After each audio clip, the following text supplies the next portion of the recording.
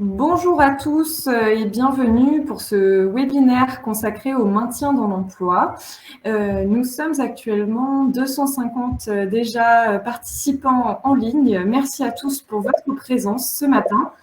Comme c'était indiqué dans la vidéo, si vous avez des sons, des notifications, je vous invite à désactiver le son en haut pour pas que ça vous gêne. Nous sommes aujourd'hui en présence de moi-même et Jérôme Audon dans le cadre du Handipact Pays de la Loire pour ce webinaire, un webinaire qui est ouvert aux 4 régions, qui réunit les régions de Nouvelle-Aquitaine, du Centre-Val de Loire, de la Bretagne et des Pays de la Loire. Donc bienvenue à tous, employeurs publics et partenaires, Cap Emploi, on a des personnes de l'ADAPT également, donc bienvenue à tous. Ce webinaire est aujourd'hui organisé donc par la région Pays de la Loire, enfin par le Handipact Pays de la Loire, dans le cadre du programme financé par le FIPHFP d'animation des employeurs publics en région. Et en cette période particulière que nous connaissons tous, nous avions à cœur de maintenir ce lien avec vous et entre les employeurs. Donc, nous vous inviterons tout au long de ce webinaire que nous allons essayer de rendre interactif autant que possible, à poser toutes vos questions dans l'onglet questions, à répondre au sondage et à interagir. Nous aurons également la chance d'accueillir un certain nombre d'intervenants qui sont connectés parmi nous et qui viendront également témoigner sur cette thématique. Voilà pour l'introduction. Donc, les intervenants que nous aurons la joie d'accueillir aujourd'hui, Isabelle Méhens du CDG 44, Delphine Lassette, Cap Emploi 49, Carole Gallet, Passe Psychique, et Bénédicte Buffet de l'emploi accompagné 49. Donc beaucoup d'intervenants, mis à part Carole Gallet, des Pays de la Loire, puisque c'est cette région qui porte aujourd'hui l'organisation de ce webinaire. Et nous aurons également la chance d'avoir parmi nous Jérôme Audon, consultant expert donc chez ADO Conseil, qui nous tracera le fil rouge de cette intervention. Bonjour Jérôme et bienvenue. Bonjour à tous. Alors, nous allons pouvoir donc commencer par un petit quiz pour tester l'onglet sondage et pour tout de suite vous mettre à contribution. Avec donc une première question, parce que cette thématique du maintien en emploi, vous le savez très pertinemment, sollicite plusieurs acteurs, que ce soit en interne de la structure, en externe. On a un certain nombre de dispositifs, d'acronymes, etc. On va essayer de comprendre un petit peu mieux comment tout cela fonctionne par une première question. Et nous vous invitons à rendre visite à l'onglet sondage, qui est juste le 3e onglet à droite de votre écran pour cette première question. Et Jérôme nous donnera la réponse dans quelques instants. En quoi le conseil en évolution professionnelle peut-il être utile en matière de maintien dans l'emploi? Pour prescrire un accompagnement par Cap Emploi, pour obtenir des financements du FIP sur des aménagements de poste, pour définir et accompagner un projet de reconversion d'un agent en situation de handicap. Je pense que vous êtes déjà nombreux à avoir répondu.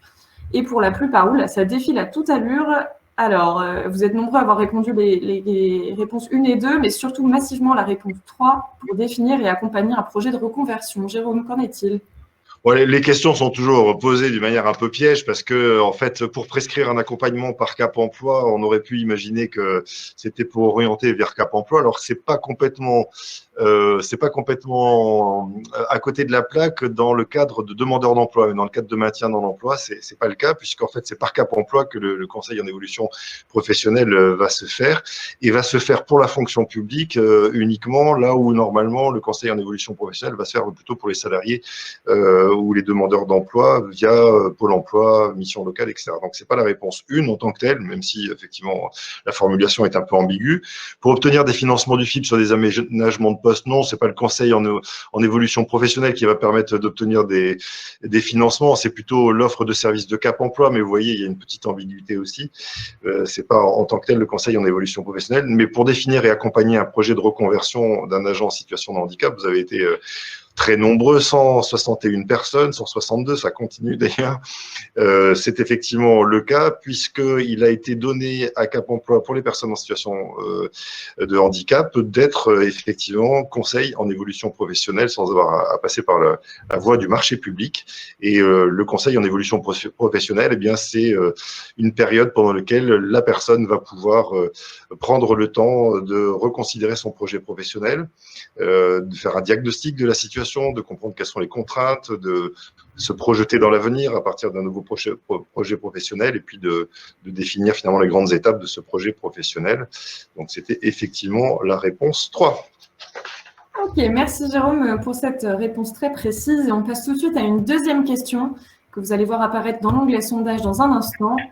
Cap Emploi, selon vous, peut être notamment prescripteur et vous avez plusieurs réponses possibles dans l'onglet sondage. Du dispositif d'emploi accompagné, d'une PMSMP, d'un conseil en évolution professionnelle, d'un EHPAD. Alors, on emploie volontairement des acronymes, etc. Hein, rassurez-vous, c'est pour vous mettre dans le bain, mais on reviendra évidemment sur ces dispositifs et c'est l'objet même de ce webinaire. Alors, allons voir tout de suite les réponses dans l'onglet sondage. Alors, on a plutôt des réponses en faveur de la PMSMP. En deuxième position du conseil en évolution professionnelle, 48 réponses et 32 réponses pour l'emploi accompagné. Jérôme, est-ce que tu peux nous éclairer là-dessus ? Alors déjà, j'ai regardé tout à l'heure quelles étaient les personnes inscrites, pas les 275 que nous sommes maintenant, mais de fait, on avait quand même plutôt des professionnels, pas mal de Cap Emploi, pas mal de différents dispositifs qui interviennent. Donc, on comprend pourquoi personne n'a mis un EHPAD. Mais bon, ça, c'était effectivement la question un peu marrante. Du dispositif d'emploi accompagné, non, parce que le dispositif d'emploi accompagné, il passe par une prescription MDPH et financement ARS. Donc, ceux des 45 qui ont mis ça, ça peut pas le faire par Cap Emploi. Donc, on aura tout à l'heure l'intervention d'Elphine qui nous en dira un peu plus. En revanche, pour ceux qui ont mis PMSMP, donc période de mise en situation en milieu professionnel et puis conseil en évolution professionnelle, oui, le Cap Emploi peut, dans un premier temps, définir qu'il faut faire un travail, alors qui pourrait être aussi fait dans le cadre d'autres prestations, mais en tout cas via le conseil en évolution professionnelle, en tout cas avec cette casquette-là. Et puis la période de mise en situation en milieu de professionnel, absolument, c'est-à-dire que l'idée de cette période de mise en situation en milieu professionnel, c'est que l'employeur public soit en capacité de pouvoir mettre à disposition un autre employeur public, et ça peut effectivement passer pour le cadre du maintien dans l'emploi par les Cap Emploi. Et puis généralement les Cap Emploi le font dans le privé notamment, mais pas que, y compris pour les demandeurs d'emploi. Donc c'était bien la réponse 2 et la réponse 3.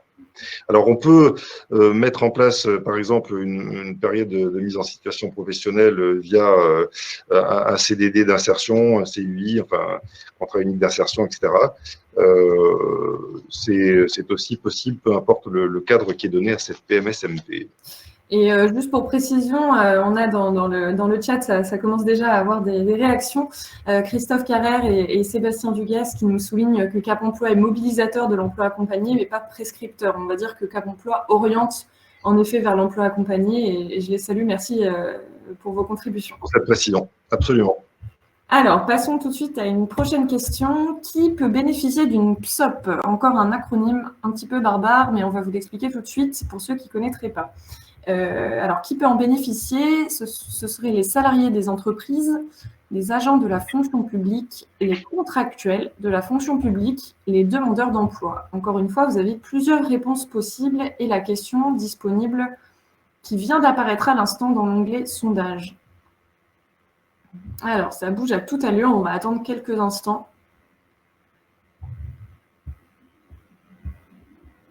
Et j'en profite pour dire, je vois que certaines personnes ont des difficultés de son. N'hésitez pas à rafraîchir votre page. Généralement, c'est suffisant pour récupérer le son. Alors, je ne connais pas la PSOP, en effet. On va l'expliquer dans un instant.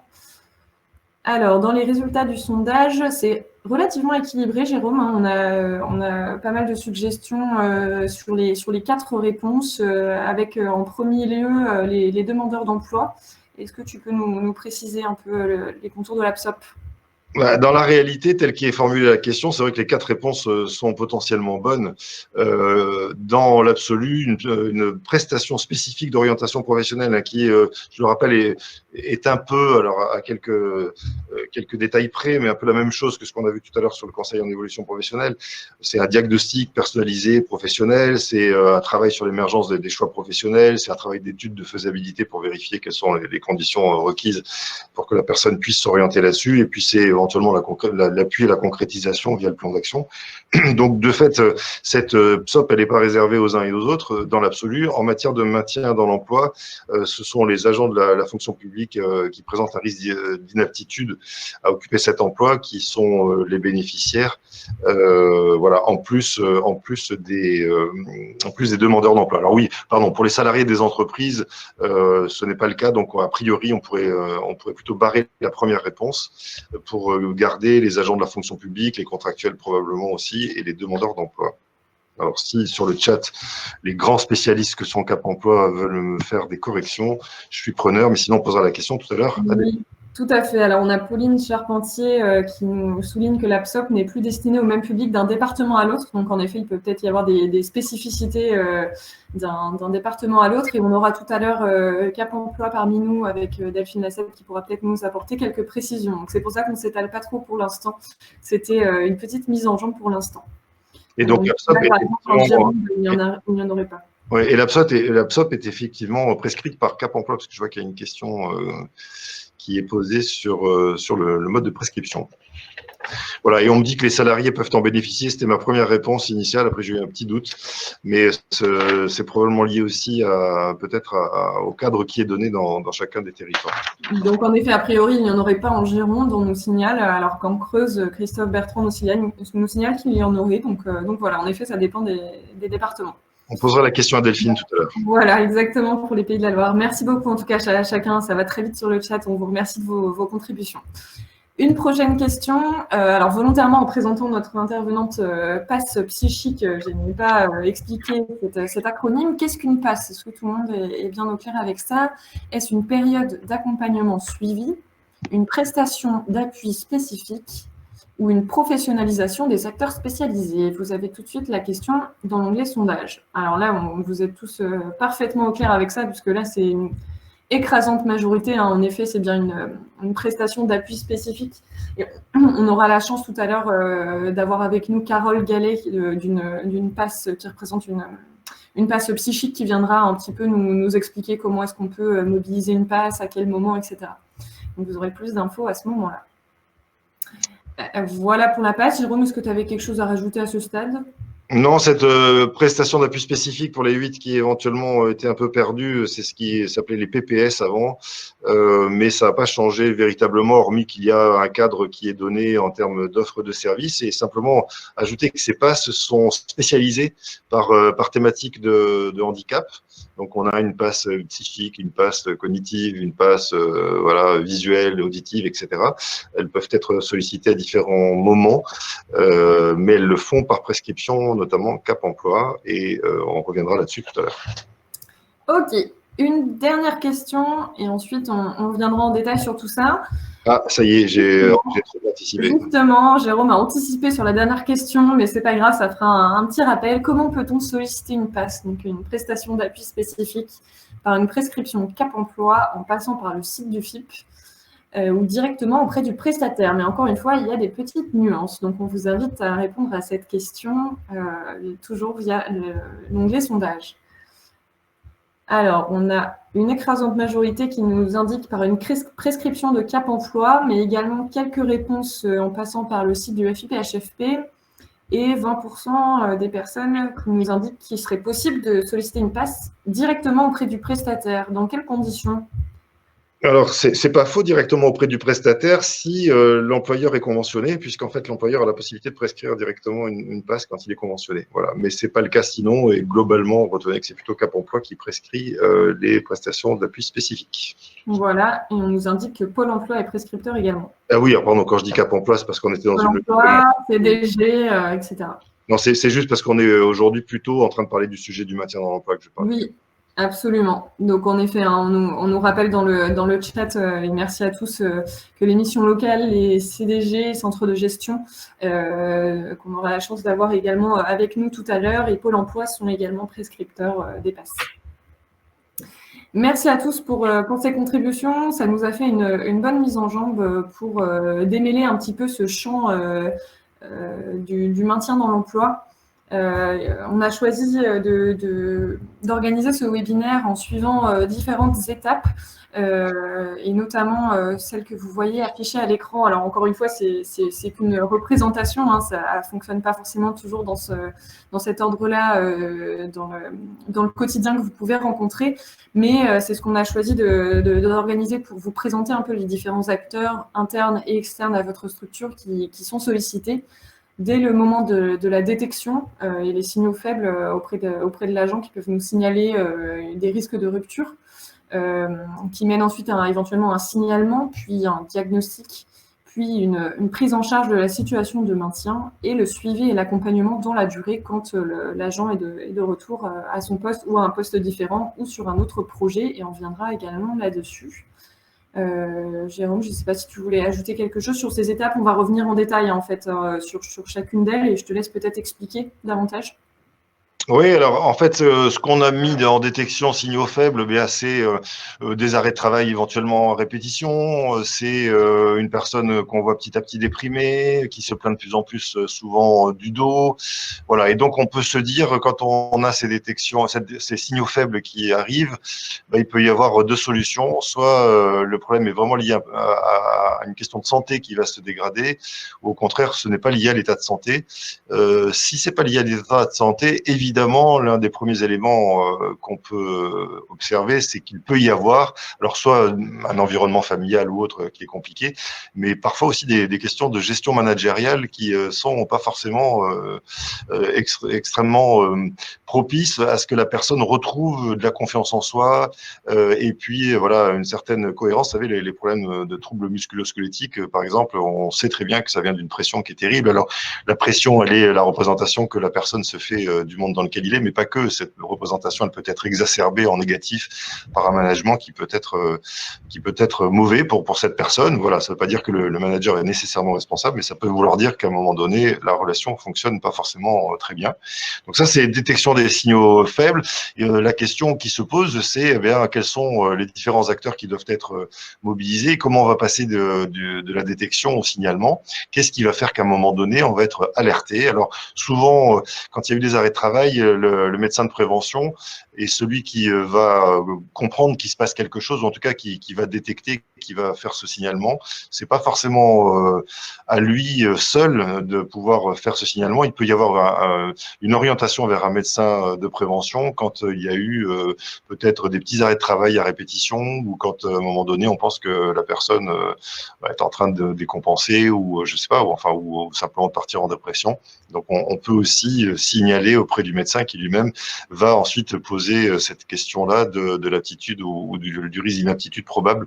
Voilà, alors c'est pas le médecin de prévention dans la fonction publique qui va définir s'il y a une aptitude au poste, puisqu'il va falloir passer ensuite via un comité médical ou une commission de réforme selon le cas, mais c'est lui qui va probablement, en tout cas poser le cadre de ce qu'il est possible de continuer à faire ou pas, quitte à ce que derrière ça soit renforcé, notamment dans le cadre de reclassement. Voilà. Donc quand on arrive à ce stade de signalement, arrive le diagnostic, oui, non, aptitude ou risque d'inaptitude probable, c'est ce que j'évoquais tout à l'heure. On a donc un comité médical ou une commission de réforme, selon que ce soit lié au travail ou que ça ne soit pas. Donc si c'est pas le cas, c'est le comité médical. On arrive ensuite donc, alors si on a une aptitude à tout poste, on est nécessairement on est rayé des cas, donc licenciement, et sinon retraite pour invalidité. Si c'est pas le cas, donc là on est en prise en charge de la situation de maintien. Tiffaine, je pense qu'on est sur la slide suivante. Oui, je suis en train de faire passer, il y a quelques secondes de décalage parfois. Voilà, pardon. Et donc là, en fait, si ce n'est pas le cas et qu'il n'y a pas une inaptitude à tout poste, il y a une prise en charge de la situation de maintien. Et donc, ce qui est vivement recommandé, et c'est en général comme ça que ça se passe, c'est qu'il y ait une réflexion qui se fasse dans un cadre pluridisciplinaire. Donc, on va voir non seulement le médecin de prévention, le correspondant handicap, le responsable RH, enfin, ou en tout cas les RH qui s'occupent de ça, le conseiller mobilité carrière, et qui vont ensemble essayer de voir de quelle manière cette situation peut être maintenue, donc maintenue au poste avec des aménagements, voilà, avec des mesures compensatoires, etc. Ou éventuellement on s'oriente malgré tout, parce que c'est compliqué, vers plutôt un reclassement, et donc à ce moment-là, on va partir sur une période de préparatoire au reclassement. On a eu un webinaire sur la question qui expliquait quelles en étaient les conséquences, et donc avec soit un reclassement sur un autre corps ou cadre d'emploi, soit éventuellement un licenciement si c'est pas possible. Voilà pour cette dernière présentation.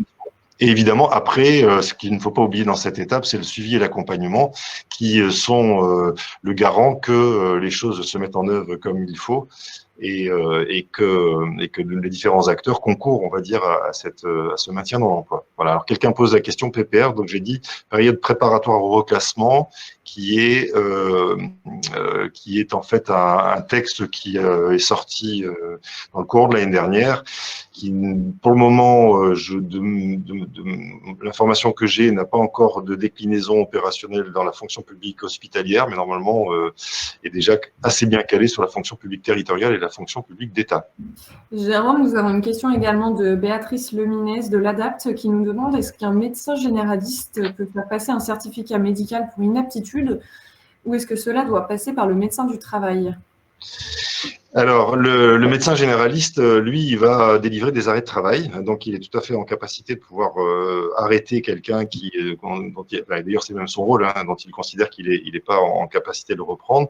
Mais la décision d'inaptitude ou d'aptitude n'est pas du ressort du médecin généraliste ou de l'hôpital, par exemple, qui a pu traiter, mais du ressort, alors pour les salariés classiques, par effectivement ce qu'on appelle le médecin de santé au travail, ce qui est l'équivalent du médecin de prévention, sauf que la décision administrative d'aptitude ou d'inaptitude va se faire ensuite dans la fonction publique par le comité médical ou la commission de réforme.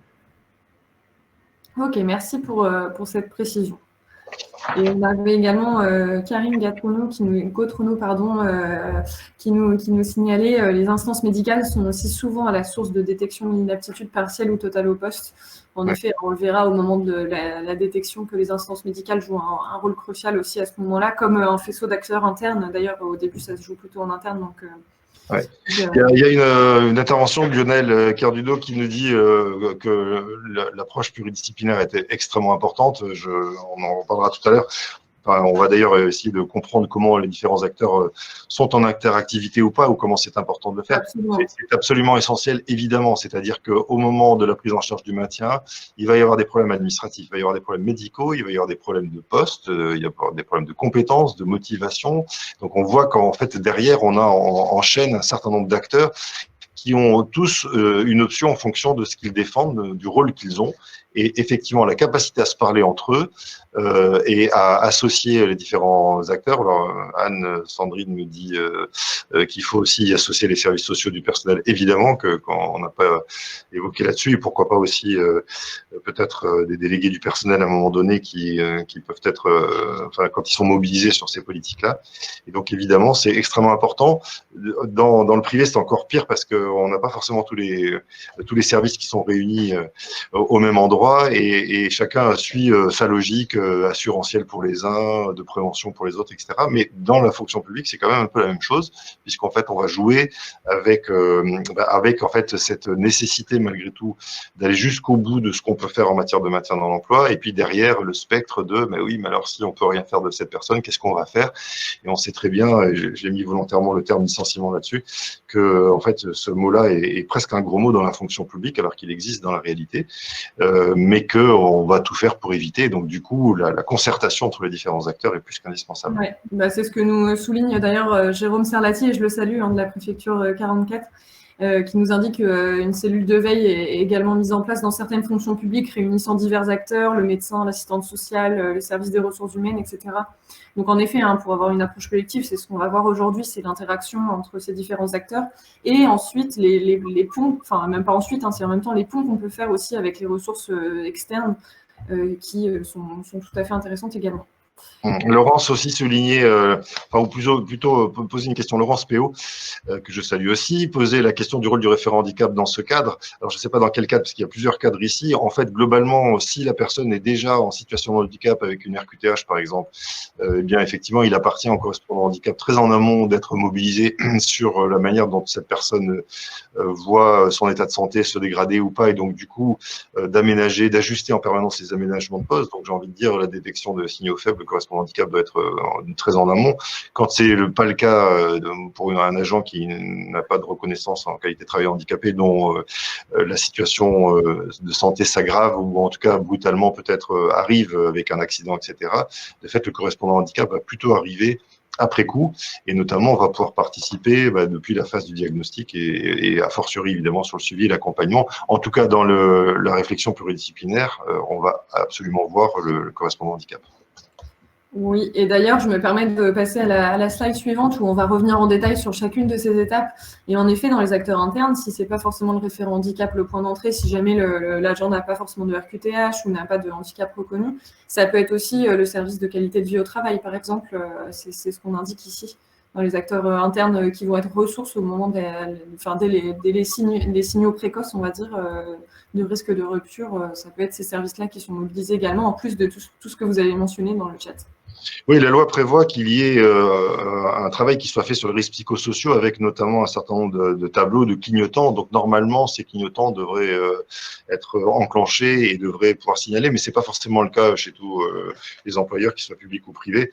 Et donc, c'est pour ça qu'on l'a rajouté là-dessus. Mais c'est vrai qu'une organisation qui s'est donné les moyens de pouvoir repérer via un certain nombre d'outils de reporting, etc., va pouvoir agir plus rapidement sur le maintien dans l'emploi, ou en tout cas sur la détection des problématiques qui amèneraient un maintien dans l'emploi, et donc probablement se faciliter la vie derrière, parce que plus on va laisser dégrader une situation de santé qui va se détériorer au fil du temps, plus ça sera difficile en fait de trouver des réponses en termes de maintien dans l'emploi.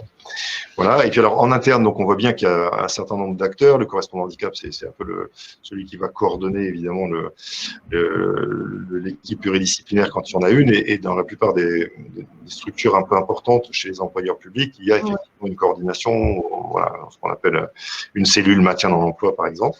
Mais on a petit à petit aussi la possibilité d'aller mobiliser un certain nombre d'autres acteurs. Alors pour les collectivités territoriales, je voudrais qu'on fasse un zoom avec le centre de gestion qui a un rôle important, en particulier pour les petites collectivités qui en fait se sont pas forcément, enfin oui, vivent sans doute à quelques-uns et donc sont capables d'avoir une détection, mais qui n'ont pas forcément de compétences pour savoir que faire. Et donc là, le centre de gestion prend le relais. Est-ce qu'on peut faire monter en scène Isabelle Méance qui va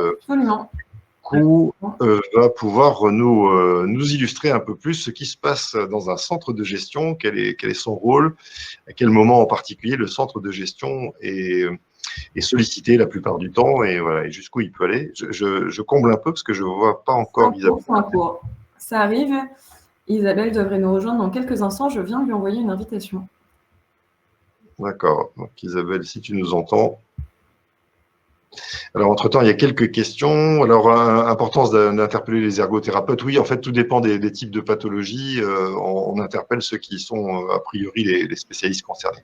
Voilà, ça nous a laissé le temps d'avoir Isabelle avec nous, que je salue. Isabelle, la question que je posais, ou que je te pose, est la suivante. À quel moment vous commencez à être, vous, identifié comme étant un acteur susceptible de pouvoir participer, on va dire, au maintien dans l'emploi? Est-ce que c'est depuis la détection? Est-ce que c'est un peu plus loin? Et puis, qu'est-ce que vous apportez, vous, très concrètement, comme rôle? Enfin, qu'est-ce que vous avez comme rôle et qu'est-ce que vous mettez en place, peut-être en termes d'articulation, de dispositifs, etc. Bonjour à tous. Écoutez, effectivement, en voyant un petit peu les commentaires des uns et des autres, il y a une place spécifique pour les CDG dans la fonction publique territoriale, puisque chaque employeur est son propre chef, on va dire, mais qu'il n'a pas toujours tous les moyens financiers notamment disponibles pour pouvoir mettre en œuvre un référent handicap, une assistante sociale, etc. Toutes ces personnes qui sont quand même essentielles sur les commentaires, là encore, la pluridisciplinarité, effectivement, elle est indispensable pour bien accompagner les gens, c'est évident. Donc notre rôle à nous, c'est de proposer, dans la mesure du possible, tous ces services-là aux plus petites collectivités. Alors, l'organisation des CDG, elle est aussi en partie libre et l'exemple dont je vais vous parler, c'est celui de la Loire-Atlantique, mais qui n'est pas le même que celui des autres départements, bien évidemment. Nous, effectivement, nous avons une assistante sociale, notamment, on a un service de prévention qui a aussi un rôle de détection, un service de médecine de prévention qui, actuellement, je le signale pour pas qu'il y ait des remarques, est un peu en souffrance en raison de départ nombreux de médecins en retraite, notamment chez nous, avec un service qui est vraiment à la peine pour trouver de nouveaux médecins de prévention, donc un service un petit peu dégradé au-delà, avant même le fameux confinement, et des prestations ensuite qui serviront à l'accompagnement et à la prise en charge, et on aura peut-être l'occasion d'évoquer plus tard, mais déjà une organisation chez nous avec aussi un référent handicap, moi en l'occurrence, et un fonctionnement en cellule pluridisciplinaire quand c'est possible, afin d'étudier ensemble et effectivement de repérer au niveau de la détection les problématiques qui vont se poser. Alors en faisant effectivement la différence entre une personne qui est déjà reconnue travailleur handicapé ou les personnes pour qui effectivement une inaptitude risque de se poser. Détection qui nous arrive par ces différents réseaux, mais aussi, il faut le rappeler quand même, un rôle important des DG ou des RH de collectivités dans la connaissance qu'ils ont de leurs agents. Voilà. Après, nous, on sert de support, de relais pour mobiliser, pour informer et donner un peu de repères par rapport à ce qui peut être fait effectivement par la collectivité, mais très souvent, ça émane de la collectivité, ce repérage avant tout. Hein.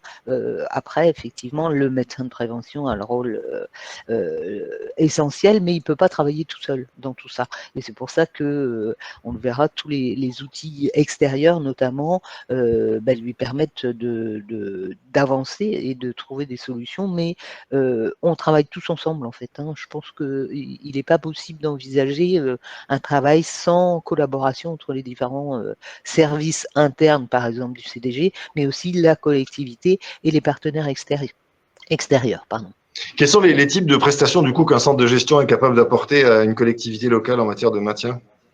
Alors, il y a le travail ordinaire et basique peut-être du médecin, qui est les aménagements de poste, des études de poste, mais qui restent des études limitées, hein, puisque les médecins ont une grande généralité. Ils ont aussi une forme d'expertise sur tout ce qui est ces questions d'organisation et d'ergonomie du travail, mais aussi de renvoyer vers des spécialistes pour faire des études d'aménagement. Ça, c'est l'essentiel, en fait, hein, du travail. Je me suis un peu perdue par rapport à la question que tu la question, c'était quelles sont les prestations que vous êtes capable de prescrire ou que vous êtes capable de délivrer directement au sein du centre de gestion. C'était plutôt ça, quoi.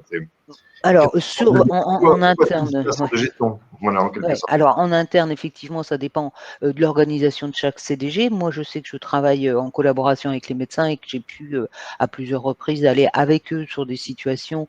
Alors, j'ai envie de dire que les médecins mobilisent le référent handicap. Bon, au-delà des questions de financement par le FIP, bien évidemment, quand il y a une problématique qui va au-delà de la simple simple, problématique de santé, c'est-à-dire quand il y a un rôle de médiateur souhaité entre la posture du médecin qui est souvent considérée par les petites collectivités, enfin tous les collectivités qui n'ont pas forcément de grands moyens, où le médecin est toujours a priori du côté de l'agent plutôt que du côté de la collectivité et qu'il ne maîtrise pas toutes les contraintes que peuvent rencontrer les collectivités, notamment financières, mais aussi organisationnelles, parce que les prescriptions des médecins, le fait de prescrire un temps de travail inférieur, des aménagements de poste, à certains moments, la collectivité n'est pas en capacité d'absorber cet aménagement qui serait souhaitable, que la collectivité peut comprendre, mais que voilà, elle ne peut pas mettre en œuvre non plus.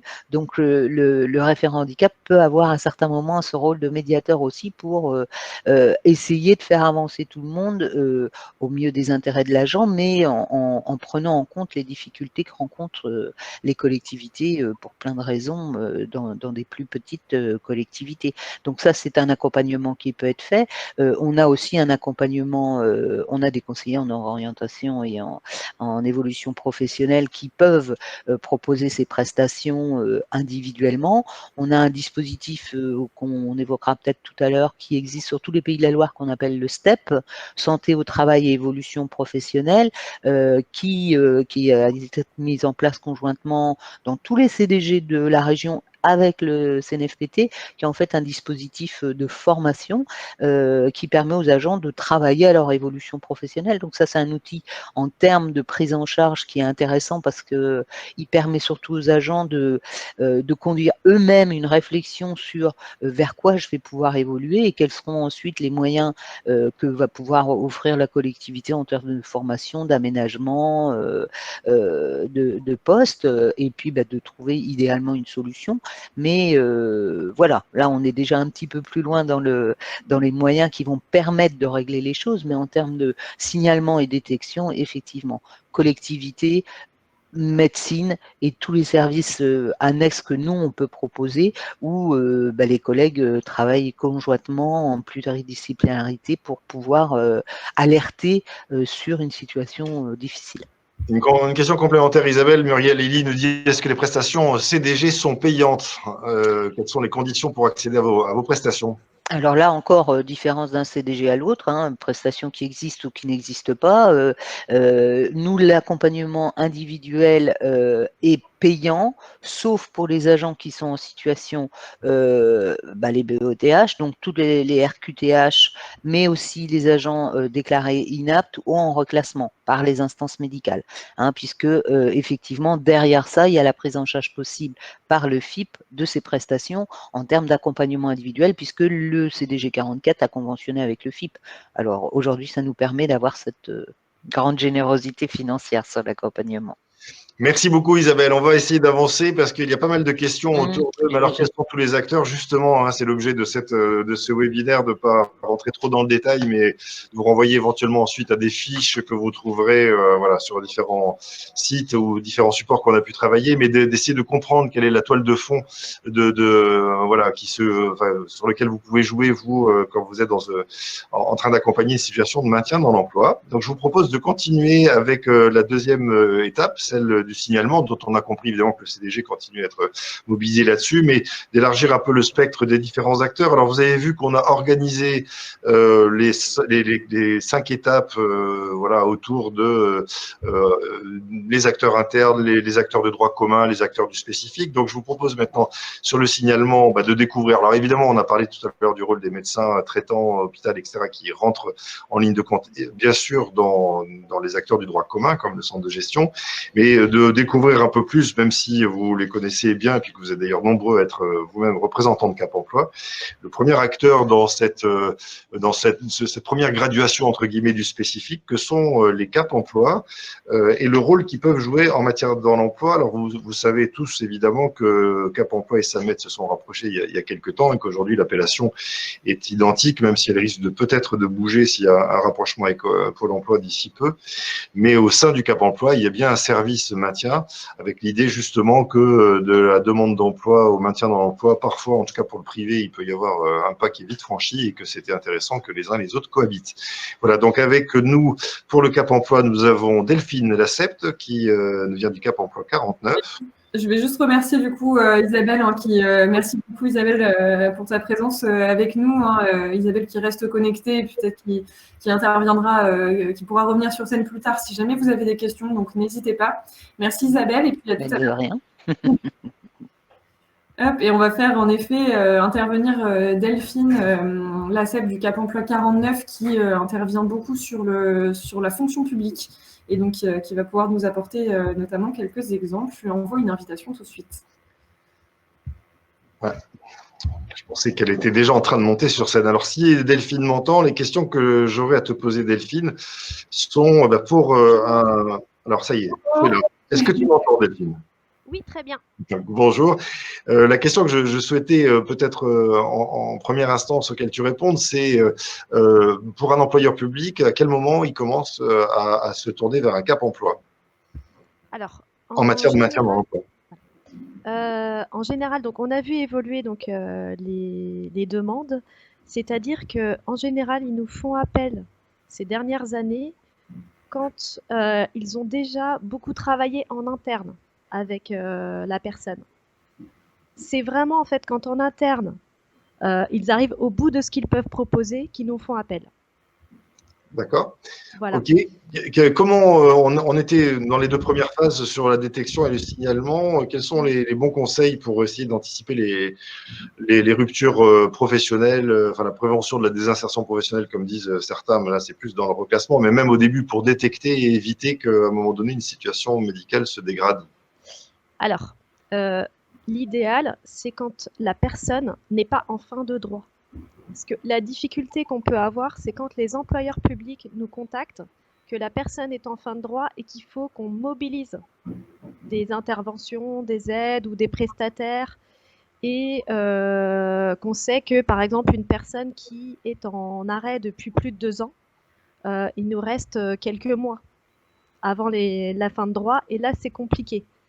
Parce que ce qu'il faut bien avoir en tête quand on nous contacte, c'est que nous, l'accompagnement peut, entre le moment où on nous fait un signalement et la mise en place d'actions, il y a toute une partie, toute une phase d'analyse de la demande, de la compréhension de la situation qui prend quand même du temps. Parce qu'il faut qu'on ait quand même une phase d'analyse auprès de la personne, mais également au sein de l'établissement pour bien comprendre l'environnement, pour bien comprendre effectivement quelles sont les demandes, les attentes de chacun. Et ça peut prendre un petit peu de temps. Donc c'est important en fait que que la personne soit pas quand même en fin de droit pour qu'on puisse avoir ce temps-là. Mais en général, malheureusement, on a beaucoup de situations où il faut on intervienne dans l'urgence. D'accord. C'est la raison pour laquelle on a voulu positionner Cap Emploi dans le signalement, là où on l'attendrait plutôt dans l'état des lieux, la prise en charge, ce qui est aussi d'ailleurs le cas, le Cap Emploi intervient là-dessus, enfin en tout cas sur ces étapes-là, mais parce que c'est important effectivement que vous soyez sollicité le plus rapidement possible. Alors, qui en général en tout cas signale au Cap Emploi qu'il y a un problème? C'est le médecin de prévention, c'est le correspondant handicap? Alors, ça peut être, en général, c'est le médecin de prévention. Après, nous, on a la chance dans le 49 de travailler beaucoup en réseau. Donc, on a aussi beaucoup de demandes de la part de correspondants handicap. Ça peut être aussi des personnes en interne, soit des RH ou des GES qui nous connaissent aussi, qui peuvent faire le signalement. On travaille aussi beaucoup avec le centre de gestion du 49. Voilà. En majorité, c'est le médecin de prévention, mais ça peut très bien être d'autres référents en interne des établissements. Alors, sur les autres étapes, le Cap Emploi a un rôle de coordination. On a dit que c'était le premier Oui. cadre du spécifique, mais qui est très généraliste. En fait, votre rôle, c'est presque un rôle d'aiguillage, enfin de compréhension de la problématique de façon à aiguiller le mieux possible, avec différents dispositifs dont on a dit qu'ils étaient pour la plupart prescrits par Cap Emploi. Comment ça se passe à ce moment-là? Qu'est-ce que vous avez comme écosystème à votre disposition chez Cap Emploi pour pouvoir faire mieux comprendre la problématique et la faire avancer, c'est-à-dire trouver des réponses de maintien?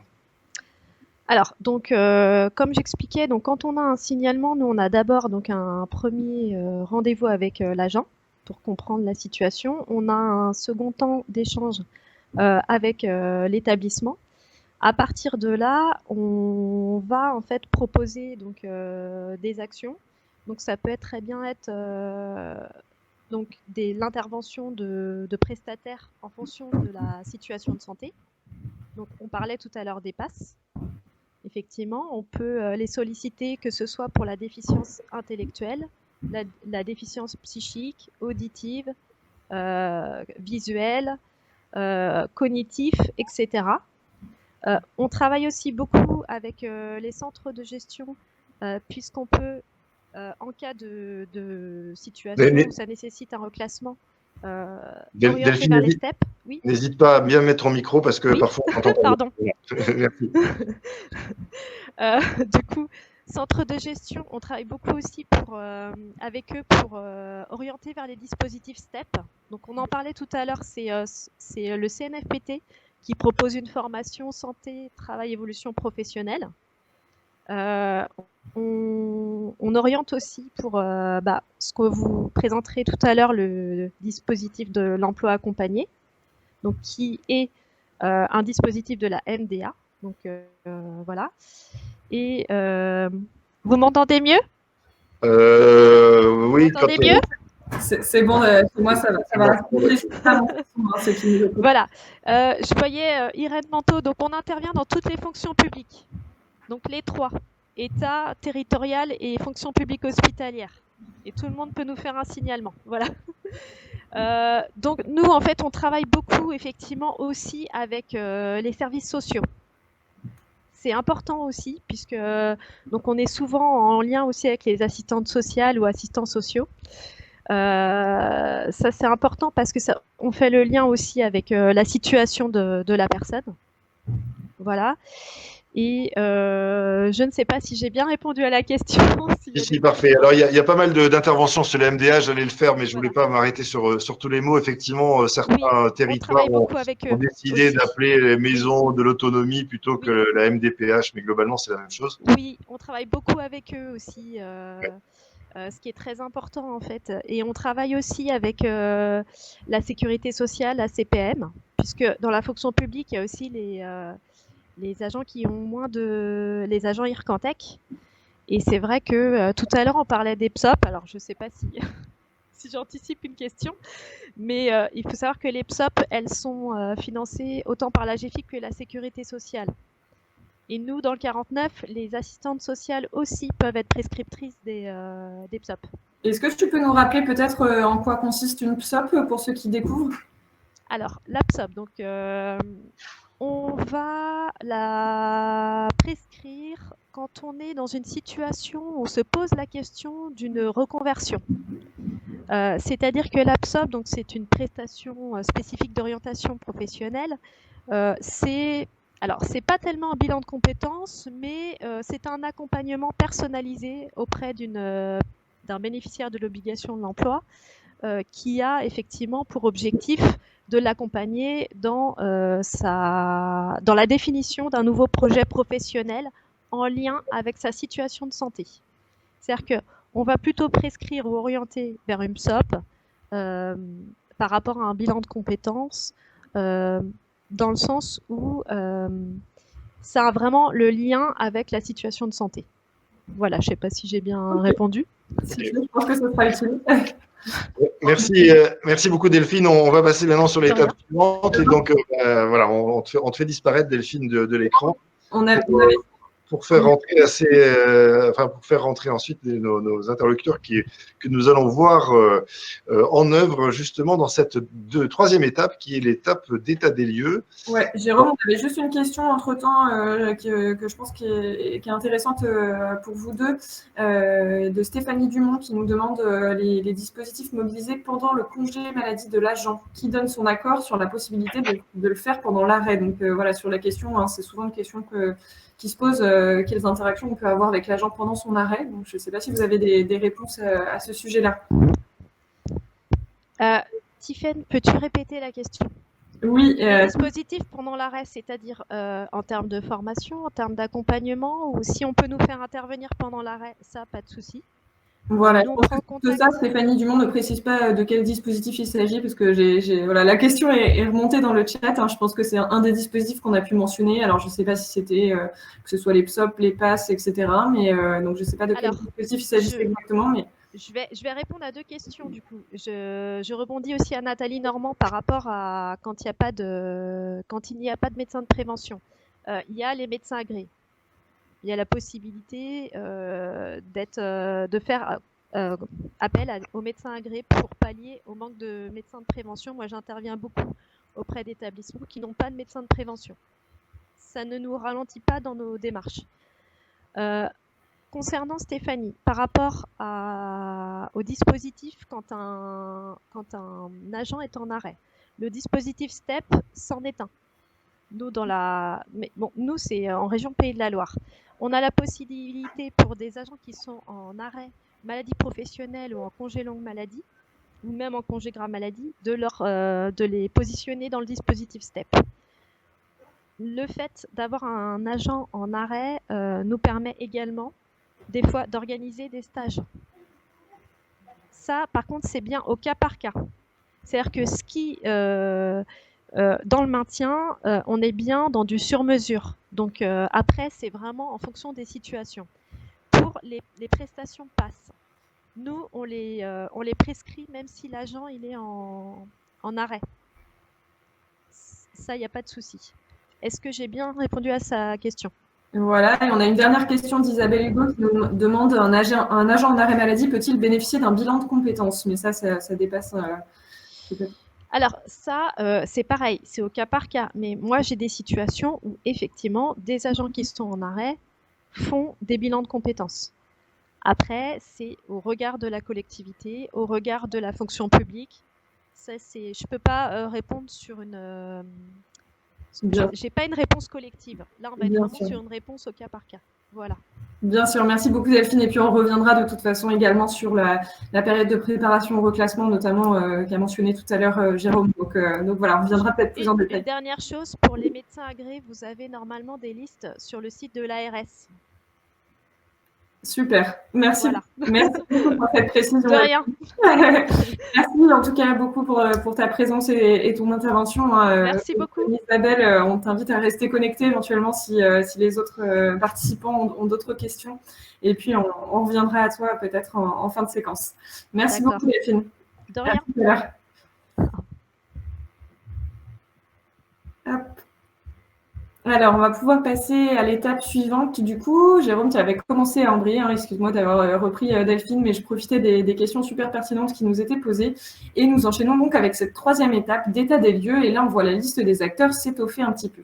Vous l'avez compris, on a un petit peu anticipé la question des acteurs et des dispositifs dans cette étape d'état des lieux, puisque on s'aperçoit que voilà, dans la représentation qu'on a voulu faire, c'est important de mettre l'accent sur le fait qu'il y avait bien un temps de détection, un temps de signalement, un temps d'état des lieux, mais en fait, ça peut aller très très vite et on peut très rapidement arriver sur l'état des lieux. L'état des lieux, c'est justement ces fameux bilans qui sont faits aussi bien sur le plan médical que sur le plan professionnel. Quelles sont les contraintes de cette nouvelle pathologie, cette nouvelle difficulté par rapport au poste tel qu'il est indiqué. Je vous rappelle qu'on est aussi aujourd'hui dans une logique entre guillemets inclusive, c'est-à-dire qui consiste à comprendre au moins autant en quoi l'organisation du travail est elle-même productrice entre guillemets d'une situation de handicap possible pour un certain nombre de personnes qui ne jouissent pas de toutes les facultés. Donc ça, c'est évidemment à prendre en compte évidemment dans les éléments d'état des lieux. Alors on rajoute aux acteurs internes toute toute la mise en place, notamment par les RH, mais dans lesquels les correspondants handicap, conseillers mobilité, carrière, etc., et autres acteurs médicaux sont mobilisés sur voilà, cette période de préparatoire au placement quand, en fait, l'arrêt de travail est lié, par exemple, à un accident, voilà, que ce soit un accident externe ou voire un accident interne, ça peut être un AVC, ça peut être un accident de la route. Voilà, on voit apparaître aussi d'autres acteurs comme les centres Comet qui peuvent jouer un rôle important, qui sont même prescripteurs d'ailleurs d'un certain nombre de dispositifs. Mais cette PPR, eh ben, elle se met en œuvre a priori quand on pense que la personne ne sera plus apte à son poste, mais qu'elle a une aptitude qui peut lui permettre d'aller faire quelque chose d'autre. En premier lieu, avec cette quête-là au sein du même employeur public, mais si c'est pas possible, évidemment, avec d'autres portes de sortie possibles qui sont des portes de sortie, notamment via la mobilité interfonction publique ou pas d'ailleurs, enfin hors fonction publique si nécessaire. Donc dans le droit commun, on a toujours notre médecin traitant, les centres de gestion, les centres de bilan qu'on peut rajouter, centre Comet. Donc centre Comet, c'est vraiment l'initiative d'un certain nombre d'hôpitaux qui traitaient des grands blessés de la route, notamment traumatismes crâniens, etc. Et puis d'ailleurs, enfin avec amputation, qui demandait une convalescence relativement longue, et qui petit à petit se sont rendus compte que la période de convalescence était accélérée quand la personne était capable de se projeter dans un environnement professionnel à venir. Quand c'était pas le cas, au contraire, il y avait une forme de dérive et de convalescence plus compliquée. Voilà, donc ces centres hospitaliers se sont dotés, donc souvent de médecine nucléaire, se sont dotés de personnes, enfin d'accompagnateurs sociaux dans un premier temps pour comprendre où en était la personne. Il y avait la question du deuil, de la période de deuil, mais aussi se sont dotés petit à petit de conseillers professionnels qui ont pu faire un travail d'accompagnement pendant le traitement avec ces personnes. Donc, ces centres Comet, quand vous avez un agent qui a eu un accident important et qui est récupéré dans un centre Comet, ben, sachez que c'est un partenaire important puisque lui-même va faire tout un travail de bilan et le bilan, bien sûr, va être très très poussé sur le plan médical, mais aussi bien sur le plan social et sur le plan, on va dire, de l'orientation professionnelle, même si d'ailleurs cette orientation professionnelle va se faire très en lien avec d'autres acteurs et puis bien sûr l'employeur public en premier lieu. Voilà, on a parlé bien sûr du conseil en évolution professionnelle qu'on retrouve en quelque sorte dans le droit commun, sauf pour Cap Emploi quand il s'agit déjà de personnes en situation de handicap, mais on aurait pu imaginer qu'on les retrouvait. Alors c'était moins le cas du maintien dans l'emploi, donc on va un peu l'oublier. Et puis le comité médical et la commission de réforme qui vont donner un avis, statuer sur l'inaptitude en fonction de ce qui lui est présenté dans le dossier, en faisant venir un certain nombre de spécialistes au sein de ces deux comités. Alors, dans le spécifique, on a parlé des MDPH ou MDA selon les appellations que vous leur donnez. Donc, évidemment, eux sont là pour prendre en compte les nouveaux besoins en termes de compensation, mais aussi orienter sur des formations quand nécessaire. Et quand c'est pas orienté sur des formations, c'est évidemment délivrer cette fameuse RQTH, souvent le sésame, pour permettre notamment à l'employeur de pouvoir mettre en œuvre un certain nombre d'actions et mobiliser en particulier le FIP, même si le FIP n'est pas mobilisé uniquement, dans tous les cas de figure, seulement avec la RQTH. Ensuite, vous avez, oui, pardon, merci, ça me permet de le suivre. Ensuite, vous avez, alors donc les différents dispositifs qui ne sont pas des acteurs, SOP et EPAST, sauf que derrière les EPAST, on va avoir en fait des ergonomes, on va avoir des personnes qui sont des spécialistes des aménagements et des mesures compensatoires qu'il va falloir des mesures compensatoires, en tout cas des aménagements de poste qu'il va falloir mettre en œuvre. Et puis, vous avez également les centres de rééducation professionnelle auxquels on pense peu souvent et qui sont extrêmement intéressants. Alors, à ce titre-là, dans le cadre de l'état des lieux, via notamment les services de préorientation qu'ils mettent en œuvre. Le gros avantage de ces CRP, donc centres de rééducation professionnelle ou de réorientation professionnelle, ils peuvent avoir ces deux appellations, c'est qu'ils ont aussi des plateaux techniques, puisqu'ils sont centrés centres de formation qui sont susceptibles de pouvoir constituer des espaces dans lesquels on va permettre à la personne de se confronter en fait à la réalité d'un nouveau métier, notamment dans les gestes, dans la fatigabilité, voilà, dans la capacité de la personne globalement à pouvoir intervenir. Ces centres de rééducation professionnelle ou ces CRP ne sont pas en fait accessibles immédiatement comme cela, et notamment c'est pas une prescription de Cap Emploi. C'est la FAGER donc qui a organisé ces centres qui se situent un peu partout en France et sont en revanche mobilisables via notamment la MDPH qui peut permettre via une ORP, ce qu'on appelle l'orientation professionnelle, de pouvoir solliciter en fait ces CRP. Voilà, ces centres de réorientation professionnelle. Il peut y avoir des cas d'exception, notamment quand ces CRP mettent à disposition des outils via notamment des employeurs conventionnés ou via des prestations qui sont organisées ainsi. Alors je vous propose, puisque certains d'entre vous disent je ne vois pas ce que c'est, que je ne connaissais pas les CRP, je ne connaissais pas ce que c'était qu'un centre Comète, de découvrir deux films qui vont nous en dire un peu plus. Un premier film qui avait été tourné avec Sophie Rétière lors d'une réunion des correspondants handicap à Nantes et qui va nous présenter le CRP de la Tourmaline en quelques minutes, en tout cas pour les principales articulations du CRP et son offre de service. Et puis nous passerons ensuite avec un film tourné, financé par le FIP sur le centre Comète et qui va vous en dire un peu plus. Absolument.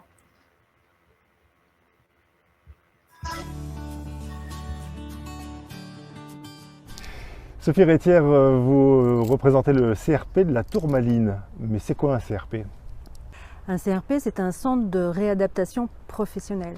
Donc c'est un réseau d'à peu près 150 établissements à la fois en métropole et certains organismes en dom-tom. Ce sont des établissements médico-sociaux.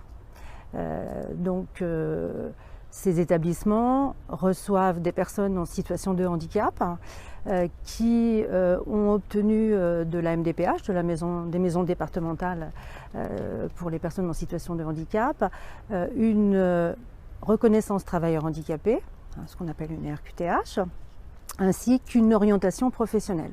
Donc les personnes en situation de handicap ont déposé un dossier au MDPH dans chaque département pour demander une reconversion professionnelle pour la plupart, suite à un accident de la vie qui peut être une maladie, un accident du travail, une maladie professionnelle, etc. Donc nous accueillons exclusivement des personnes en situation de handicap. Ce sont des organismes, enfin des centres qui font à la fois de l'accompagnement, du conseil et de la formation, ainsi que des évaluations, des positionnements, etc. Donc nous accueillons des personnes et tout type de handicap, y compris le handicap psychique, et nous accompagnons les personnes par rapport à leur projet de vie qu'ils ont déposé sur leur dossier d'orientation de la MDPH. Donc nous avons plusieurs dispositifs, à la fois des dispositifs d'élaboration de projets professionnels. Il y a des personnes qui arrivent et qui n'ont aucune idée de ce que les contraintes et les limites de leur handicap peuvent, quel est le projet de reconversion possible. Donc ce sont ce qu'on appelle nous des préorientations. Ce sont des dispositifs courts de 3 mois. De 12 semaines et qui permettent à la personne d'élaborer un projet de reconversion, de le confirmer ou d'infirmer le projet avec lequel elles sont arrivées. Quels sont les métiers qui sont représentés dans les CRP ? Chaque CRP a ses spécificités en fonction, des métiers ou des secteurs d'activité en tension dans les départements ou dans les régions. Sur le CRP La Tourmaline, nous sommes prioritairement sur le secteur tertiaire et secteur du bâtiment. Donc nous avons 7 formations qualifiantes. Toutes nos formations aboutissent à l'obtention d'un titre RNCP, qui sont inscrits au répertoire national des titres et des certifications de niveau 4, alors niveau bac, ou niveau 5, niveau CAP, BEP. Voilà. Donc nous avons déjà accompagné des agents qui ont fait à la fois une élaboration de projet avec des mises en situation dans des services, puisque l'objectif, c'est que cette personne, elle soit en capacité de tenir un poste qui va être adapté à ses contraintes et à ses limites. Est-ce que vous accueillez également des agents relevant de la fonction publique ? Aujourd'hui, en fonction des centres de réadaptation professionnelle, certains ont ouvert aux agents de la fonction publique, quelle qu'elle soit. Alors, sur le CRP de la Tourmaline, par exemple, nous avons des conventions avec des établissements de la fonction publique, et nous travaillons en étroite collaboration avec les référents handicap pour, en amont de l'entrée, travailler justement ce projet et soit leur proposer une élaboration de projet, soit un diagnostic et une évaluation, soit une remise à niveau, ou soit tout ou partie d'une formation qualifiante. Je suis référent handicap et j'ai une problématique que j'aimerais bien résoudre avec un de mes agents qui pourrait effectivement être intéressé par vos services. Quelle est la procédure qu'il faut que je suive ? Nous rencontrer, venir nous voir et voir comment on peut être à la fois sur un accompagnement dans la durée, analyser les besoins de la personne et être en conformité avec les attentes des services qui peuvent accueillir ces personnes, d'abord en stage, dans différents services pour évaluer eh bien, les intérêts, les attentes et puis la faisabilité d'un poste dans les services qui sont repérés par le référent handicap ou par les services RH des établissements de fonction publique. Et puis ensuite, nous construisons le parcours dans la durée ou par étapes en fonction des besoins de la personne. Ça passe toujours par des entretiens, bien évidemment, et une information auprès de l'agent, puisque c'est l'agent qui, lui, va être acteur de ce parcours, et il faut qu'il soit d'accord pour ce parcours de reconversion et de formation si besoin. Les CRP sont-ils territorialisés ou est-ce que vous adressez à toutes les personnes France entière ?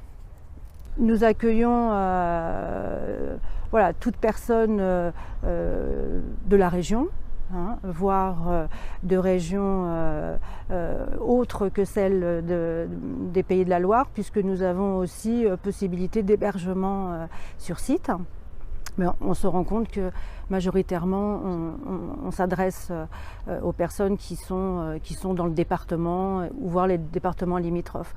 Le fait d'avoir près de 150 établissements, c'est aussi permettre que les établissements puissent se référer au CRP, au centre de réadaptation professionnelle, qui est le plus proche de leur localisation.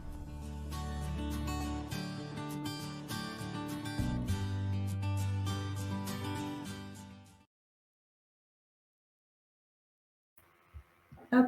Alors, c'était une vidéo qui a été... Je ne sais pas si tu parles, Tiffaine, mais on ne t'entend plus. Je prends peut-être le relais au cas où vous m'entendriez.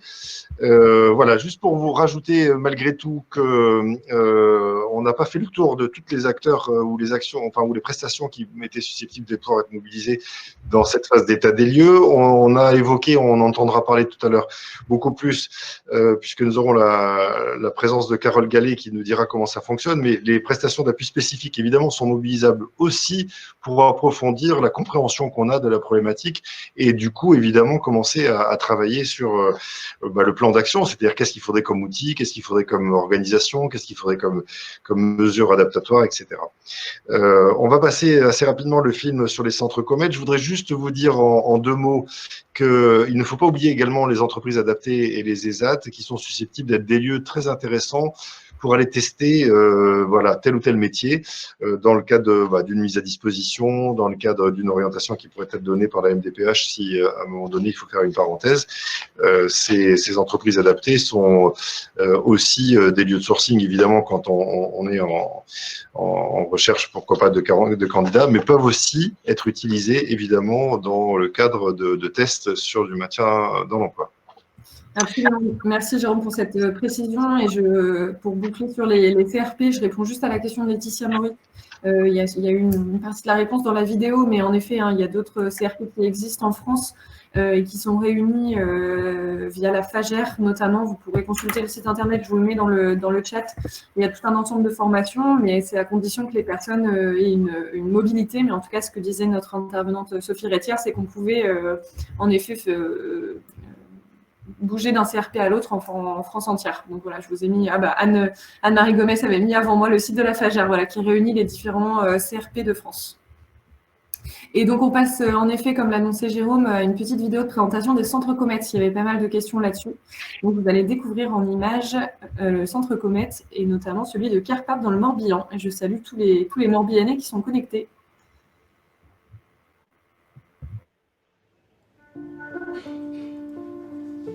Je suis Martine Rahal, je suis agente du patrimoine qualifié. Je m'occupe de la facturation, des commandes de livres, de la réception, du rangement des documents en rayon et de l'accueil. Depuis toute petite, j'ai eu des problèmes de santé. Je n'ai pas marché avant l'âge de 10 ans. Je suis une personne qui a besoin d'aller travailler. Rien que pour mon moral. Madame Rahal, c'est le médecin du travail, au départ, qui l'a adressé en fait au centre de Kerpap, parce que son état de santé se dégradait. Donc elle est venue en soins pendant 4 semaines dans notre établissement. Au début, j'ai cru que j'allais perdre plein de choses de ce que je faisais. Je me suis dit, oh non, j'aurais mieux fait de demander à personne de venir voir. Beaucoup de personnes qui arrivent après un accident, une maladie professionnelle, etc., qui ont beaucoup de questions sur est-ce qu'il peut me licencier, comment ça va se passer, mon retour, j'ai perdu une certaine capacité de travail, qu'est-ce que vous pouvez faire pour m'accompagner? Donc on est là pour déjà répondre et puis après pour les accompagner dans cette démarche-là. Donc leur faire rencontrer les bonnes personnes au bon moment, faire les bons dossiers et puis aller dans leur entreprise, sensibiliser les employeurs, faire une étude en ergonomie, montrer quelles sont leurs difficultés dans leur poste et puis dire que c'est peut-être possible d'aménager le poste de travail, qu'on peut avoir des aides financières pour que le retour au maintien dans l'emploi se passe dans les meilleures conditions possibles pour eux, quoi. Sans le commettre, je crois que la collectivité n'aurait pas eu les moyens de le faire complètement comme ça. Moi, j'ai une certaine connaissance en ergonomie, mais j'ai pas toutes les compétences. Donc, le fait de pouvoir travailler avec un professionnel, avec tous les outils qu'ils peuvent mettre en place, je pense que c'est une vraie opportunité. Donc, pour moi, c'est tout gagnant aussi. Puis bon, ils ont quand même renouvelé mon dossier à la Cotorelle. Ils m'ont parlé aussi pour une voiture automatique. Ils ont demandé aussi que je puisse avoir la carte d'invalidité parce que je ne l'ai pas. C'est vraiment une démarche pluridisciplinaire dans toutes les dimensions, aussi bien au niveau social avec des assistantes sociales qui sont là pour étudier les droits sociaux, au niveau de l'habitat. Pour l'aménagement du domicile, il faut que les personnes puissent rentrer chez elles, qu'ils puissent se doucher par exemple. Donc il faut vraiment que le logement soit accessible, il faut que le véhicule soit accessible aussi. Donc on a une auto-école pour permettre de régulariser le permis de conduire ou que le véhicule soit aménagé. Donc on est là pour les accompagner dans toutes ces dimensions et de manière active et de manière la plus précocement possible, dans la mesure où on sait très bien qu'une personne qui va rester en arrêt relativement longtemps aura plus de difficultés à revenir après dans son travail.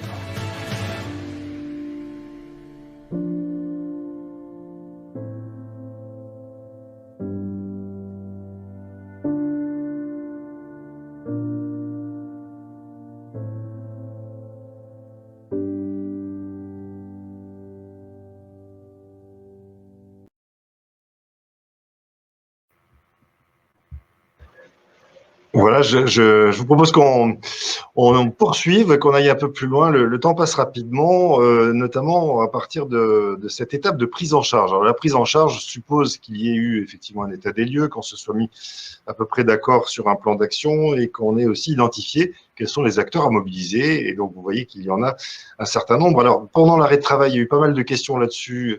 Bien sûr qu'il y a depuis notamment la PPR, mais aussi, ça fait déjà quelques années, il y avait des assurances particulières qui couvraient via notamment les centres de gestion.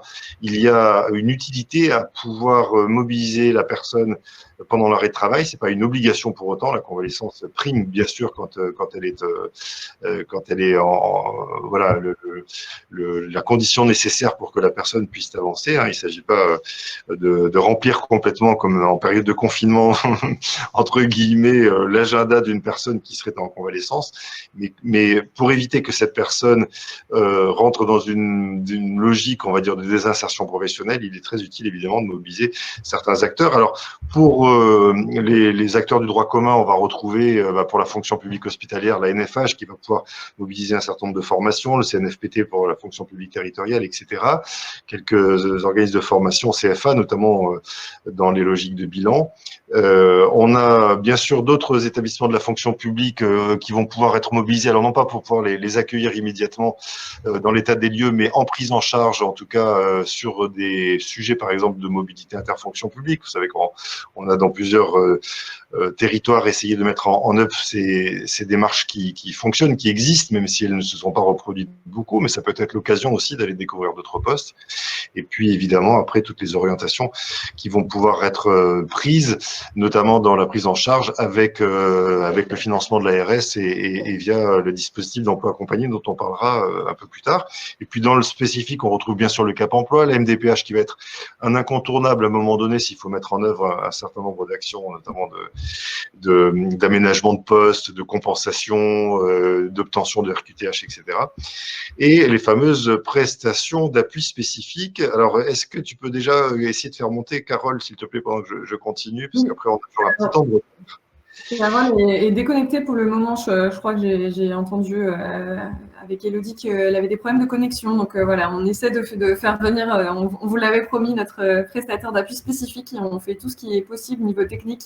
Mais voilà, la période un peu délicate qu'on connaît en ce moment rend pas évident toutes ces questions techniques. Donc voilà, on fait notre possible pour faire venir Carole, mais pour l'instant, c'est pas possible. Alors, je vous propose du coup de continuer avant qu'elle n'arrive. Si c'est pas le cas, je dirai quelques mots sur les prestations d'appui spécifiques. Elles sont… C'est bon, je la vois connectée. Je fais une nouvelle tentative. D'accord. Juste quelques mots supplémentaires. Alors sur la période de prise en charge, évidemment la mobilisation des financements va être importante et pour vous, fonction publique, c'est le FIP qui va être l'interlocuteur premier, même si d'autres comme les MDPH qu'on a déjà évoqués vont être des lieux de prescription pour des financements, notamment dans le cadre du dispositif emploi accompagné qui est financé par l'ARS, mais sur prescription de la MDPH. Est-ce que nous avons de nouveau Carole? Alors, Carole, a priori, je ne sais pas si vous nous entendez, mais le débit ne serait pas assez suffisant. En fait, je ne peux pas vous faire monter sur scène. Donc, voilà, je continue les tentatives, mais je te laisse poursuivre, Jean. Voilà, je vous propose qu'on fasse peut-être un zoom sur le dispositif d'emploi accompagné et notamment sur le suivi. On reviendra tout à l'heure sur le droit commun. Dans la dernière étape, évidemment, une fois qu'on a défini le plan d'action dans l'état des lieux et puis qu'on l'a mis en œuvre, qu'on a mobilisé un certain nombre d'acteurs, eh bien, il est extrêmement important de pouvoir se préoccuper de ce qu'il se passe après la mise en œuvre et dans le dispositif, en tout cas dans l'objectif du dispositif, ensuite de trouver une certaine pérennité dans son organisation. Alors, c'est là où on voit apparaître d'une manière extrêmement intéressante les dispositifs d'emploi accompagnés. Ces dispositifs ont été mis en œuvre parce qu'on s'est rendu compte que la pression que vivaient un certain nombre de personnes qui, pour X raisons, en fait, avaient perdu confiance en eux, avaient des facultés, notamment sur le plan cognitif, peut-être à un moment donné limitées, qui faisaient qu'il y avait des incompréhensions entre les uns et les autres, avaient du coup nécessité qu'il puisse y avoir une forme de médiation et que ces médiateurs-là, eh bien, soit assez présent, assez régulièrement présent au début, et puis petit à petit, avec l'autonomie grandissante, puisse petit à petit se décrocher. Voilà. Donc nous avons avec nous Bénédicte Buffet. Bonjour à tous. Un peu plus ce que c'est que le dispositif emploi accompagné, et puis surtout, du coup, qui en général, ça vous vient comment, une demande d'un dispositif accompagné, vous qui êtes job coach? Alors, bonjour à tous déjà. Bonjour à tous ceux que je connais. J'en ai vu pas mal là, dans le défilé des personnes qui communiquent. Alors, le dispositif d'emploi accompagné, comme vous avez pu le dire tout à l'heure, effectivement, aujourd'hui est soumis à une notification de la MDA. Donc, les prestataires, en fait, montent un dossier MDA. le dossier habituel, hein, le fameux gros dossier de 20 pages, monte le dossier MDA. Et c'est vrai que depuis le 1er avril, le 1er mai de l'année dernière, il y a quand même un volet professionnel plutôt détaillé. Et donc, sur la page 18 du dossier de 20 pages, au niveau de l'orientation professionnelle, il peut y avoir une demande d'emploi accompagné. Voilà, il y a la demande d'orientation professionnelle et une demande d'emploi accompagné. Donc voilà, c'est comme ça que ça arrive, en tout cas en général, hein, aussi bien les agents de la fonction publique que pour le secteur privé. Il est possible aussi, parce que effectivement, je pense que tout le monde sera d'accord avec moi, aujourd'hui, les instructions de dossier peuvent prendre énormément de temps et parfois certains agents de la fonction publique sont vraiment dans une urgence d'accompagnement. Il est possible aujourd'hui de demander un financement FIPHFP, hein, l'accompagnement sur lieu de travail par un prestataire extérieur, un prestataire externe, qui peut faire le lien entre le moment, en espérant que le dossier soit accepté, la notification par la MDA, ça peut faire du lien enfin entre les deux, quand vraiment il y a un besoin d'action urgente. Ok, ça marche. Quels sont en général les liens que vous avez en interne avec les employeurs publics quand vous êtes en posture justement d'accompagnement à l'emploi, de job coach? Alors, le job coach, hein, bien évidemment, est là principalement pour aider l'agent à se maintenir dans son emploi. Mais il est vrai qu'on parlait de pluridisciplinarité tout à l'heure, il est vrai qu'il y a un lien avec l'employeur qui doit être serein, qui est très, très important. Vous parliez tout à l'heure de médiation. Effectivement, nous, on a un peu aussi un rôle de médiateur au niveau de la fonction publique, partout d'ailleurs. On est là pour accompagner l'agent, mais aussi pour accompagner l'employeur. Typiquement, le handicap des personnes n'est pas toujours très bien connu. C'est vrai qu'il peut y avoir des non-dits, il peut y avoir des a priori. Et notre rôle aussi auprès de l'employeur et des collègues, des personnes que nous accompagnons, c'est aussi de faire de la sensibilisation, faire une explication. On ne rentre bien évidemment pas dans les détails médicaux, hein, puisque ça ne regarde personne. Maintenant, expliquer qu'une personne est peut-être en difficulté sur telle chose, ou et dire si elle est en difficulté sur telle chose, voilà ce que vous pouvez faire en tant que collègue, en tant qu'employeur. Voilà, il y a vraiment un rôle de médiation, d'adaptation. Chaque personne a les personnes qu'on accompagne, elles ont des vraies capacités. Maintenant, pour elles, ça peut être difficile de les exprimer, difficile de les mettre en œuvre. Et là, on est là pour un petit peu faire du lien entre tout ça, et auprès de l'employeur et auprès du bénéficiaire. Ça marche. Est-ce qu'il y a une illustration, par exemple, dans la fonction publique d'un job qui aurait bien fonctionné, Ouais. Alors moi, j'ai la chance, donc je suis seul emploi accompagnée depuis 3 ans maintenant, et j'accompagne 4-5 personnes de la fonction publique. Je peux vous parler d'un monsieur en fait qui est en grande difficulté. On parle de troubles psychiques. La maladie est arrivée sur le tard, et vraiment, il y a une problématique de santé qu'il a fallu régler. Et le retour à l'emploi a été très, très difficile. Vous parliez de deuil tout à l'heure pour les personnes, mais il y a aussi le deuil des collègues. C'est-à-dire que les gens reviennent sur leur lieu de travail après un long arrêt maladie et elles sont différentes pour le collectif de travail. Et nous, notre rôle, en fait, c'est d'expliquer que la personne reste la même, qu'effectivement, il y a des choses qui ont changé, mais que tout peut être adapté. Donc, voilà, c'est ça. Ce monsieur est revenu au travail après 2 ans d'arrêt maladie. Tout d'abord à temps partiel thérapeutique, il y a eu une PAS, alors PPS à l'époque, mais PAS aujourd'hui qui a été mise en place, impulsée par donc Delphine Lacept qu'on a vu tout à l'heure de Cap Emploi. Et puis la PAS a vite mis en évidence qu'il y avait besoin d'un soutien sur le lieu de travail. Et c'est là que l'emploi accompagné a été mis en place sur financement du FIP à l'époque. Et donc mon rôle, moi, aujourd'hui, toujours, c'est d'accompagner ce monsieur dans son travail. Donc je l'ai rencontré lui. puis j'ai rencontré son employeur, puis j'ai rencontré ses collègues. Alors tout ça en individuel pour essayer de comprendre tout ce qui se passait. Tout ça se faisant sur le lieu de travail de la personne. C'est-à-dire que j'accompagne ce monsieur dans son travail. Ce monsieur est peintre et je peins avec lui. Je passe des demi-journées. Alors au début, je passais une demi-journée avec lui et puis au fur et à mesure, un petit peu moins de temps. Et dans le cadre de son travail, alors au début, on est dans une observation, on voit ce qui va pas, les interactions sociales, etc. Et puis même au niveau du poste, ce qui peut poser problème. Et puis, on met les choses en place.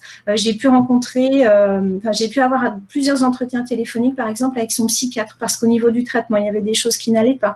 Alors, on est dans du secret partagé, hein, bien évidemment. Mais voilà, moi, j'ai mon regard sur le lieu de travail que je pouvais exprimer au médecin psychiatre, voir si au niveau des traitements, il y avait des choses qui étaient possibles ou pas, chose que ce monsieur que j'accompagne avait des difficultés à exprimer. Voilà, au niveau social aussi, il pouvait y avoir des difficultés. J'ai pu me mettre en contact avec l'assistante sociale de cette fonction publique qui a pris des relais pour aider ce monsieur.